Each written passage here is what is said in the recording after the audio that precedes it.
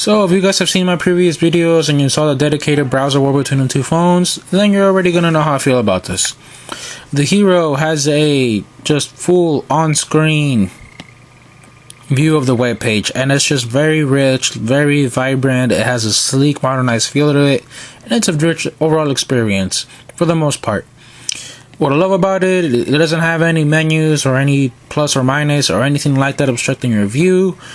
It pinch to zoom. It's just awesome on this phone. It can get a little laggy. It's not as good as it is on the Pre or on the iPhone 3GS, but you do have it, and it works. It works good enough to not give me any problems.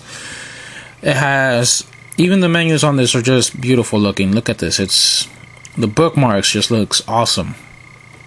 What I don't like about this browser, so you see in the bookmarks I have access to the drop down notification bar, which is vital for this operating system. I mean, that's what Android's all about, is multitasking and a fluid experience.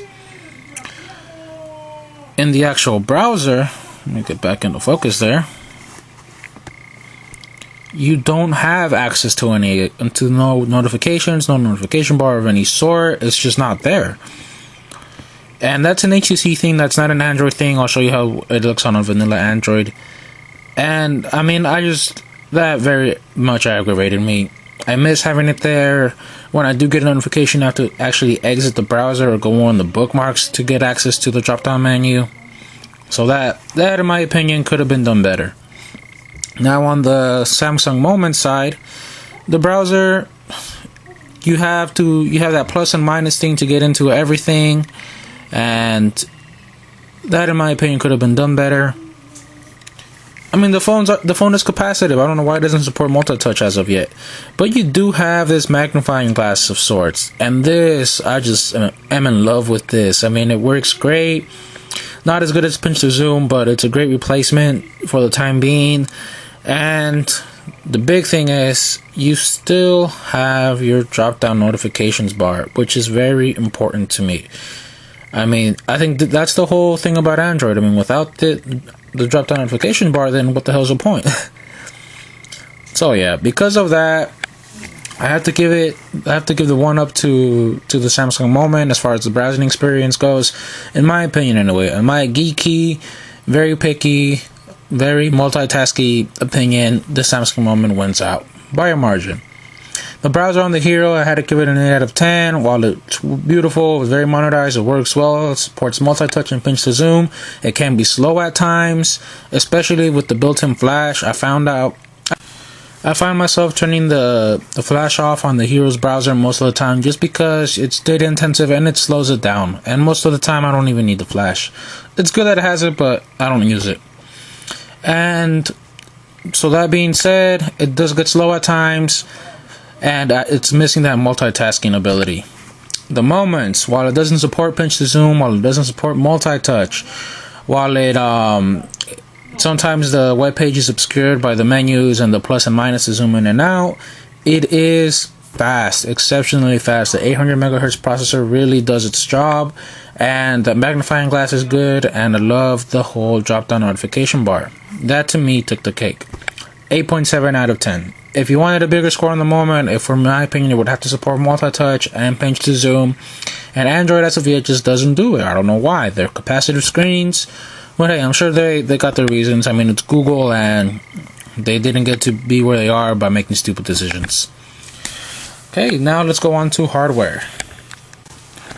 So now on to hardware.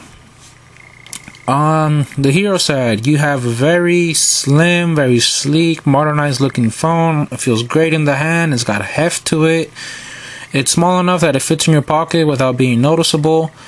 And one of the things that I do love about it is the rocker switch on this. And in comparison to the Moments, you can see that it is a much bigger switch, almost twice as big. And when you use your phone for media and music a lot, it just feels great, and it's easy to find, and it has good feedback.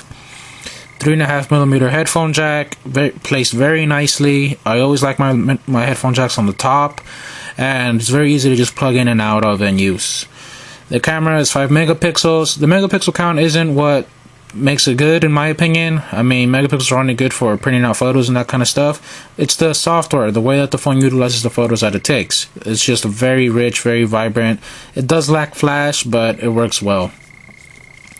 The hardware buttons, a lot of the HTC variants are now using, well, not a lot, there's only one. The HTC Droid Ares is using touch capacitive buttons. The Nexus 1 is using touch capacitive buttons. The Motorola Droid is using touch capacitive buttons. And the Moment uses touch capacitive buttons.